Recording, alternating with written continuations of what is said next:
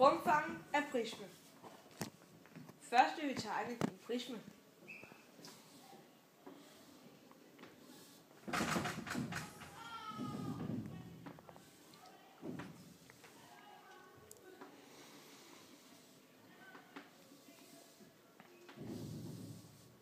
Dette her er en trekantet prisme.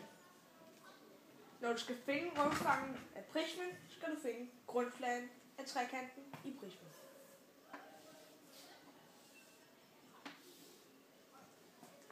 Grundfladen er stort G.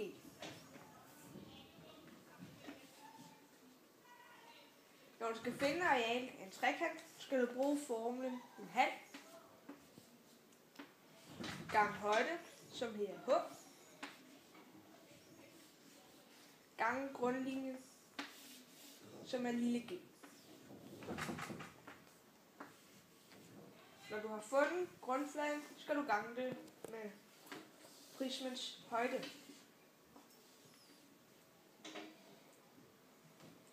Når du har gjort det,